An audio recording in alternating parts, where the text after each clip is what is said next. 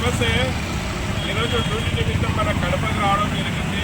కడపకు వచ్చే విషయం మళ్ళీ మన ప్రెసిడెంట్ గారికి తెలపరిచాను. మళ్ళీ మన ప్రెసిడెంట్ గారు అలాగే మిగతా లీడర్స్ మన డ్రైవర్స్ కడపలో వచ్చి నన్ను కలవడం జరిగింది.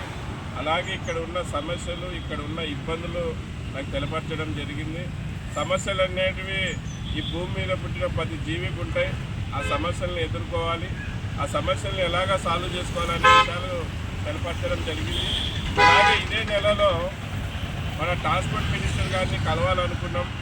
మళ్ళీ అనివార్య కారణాల వల్ల అసెంబ్లీ అయిపోయినా అక్కడ టోర్నమెంట్ లాగా అక్కడ ఉండే ఎమ్మెల్యేలు మంత్రులు అంతా కూడా అక్కడ గేమ్స్ ఆడడంతో మన ట్రాన్స్పోర్ట్ మినిస్టర్ ఊరికి రాలేదు.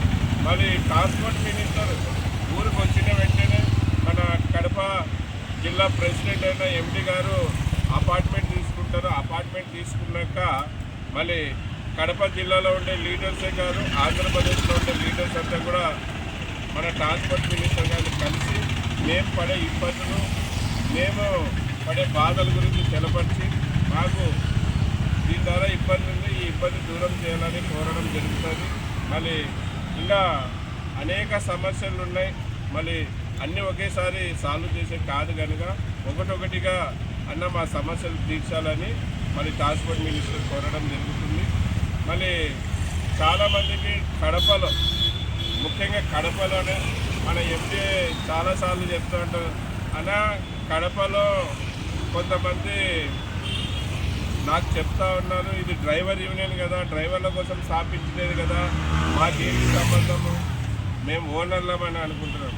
వాళ్ళకు కూడా తెలియని విషయం ఏమంటే సేఫ్టీ డ్రైవర్స్ అసోసియేషన్ డ్రైవర్లకు, డ్రైవర్ కమ్ ఓనర్ల కోసం కూడా మరొకసారి ఈ వీడియో ద్వారా మరీ చెప్తాను, వినండి, చూడండి వీడియో కూడా.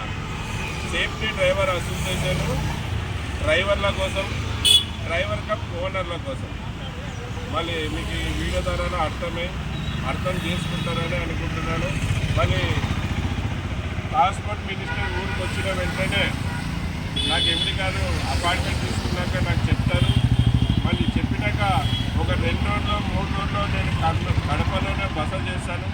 కడపలో ఉండే ప్రతి కార్ స్టాండ్ దగ్గర పోతాను, కడపలో ఉండే ప్రతి ఆటో స్టాండ్ దగ్గర పోతాను, కడపలో ఉండే ప్రతి లారీ స్టాండ్ దగ్గర పోతాను, కడపలో ఉండే ప్రతి బస్ స్టాండ్ దగ్గర పోతాను. అలాగే కడప టౌన్లో ఓనర్ కమ్ ట్యాంకర్ డ్రైవర్లు, కడపలో ట్యాంకర్ డ్రైవర్లు కూడా బాధపడుతున్నారనే విషయం తెలిసింది. వాళ్ళ దగ్గర కూడా పోతాను. కడపలో ఒక 3-4 రోజులు ఉండి వీళ్ళందరి సమస్యలు తెలుసుకొని ఎలాగ సాల్వ్ చేయాలనే విషయం మీద కడపలోనే ఉండే ఆ సమస్యలు సాల్వ్ చేసే మళ్ళీ నేను తిరిగి కర్నూలుకి వెళ్తానన్న. ఇది విషయం. అందరికీ నమస్తే, సలాం అలైకుం, జై భీమ్, జై హింద్, జై డ్రైవర్, జై డ్రైవర్, జై సేఫ్టీ డ్రైవర్ అసలు.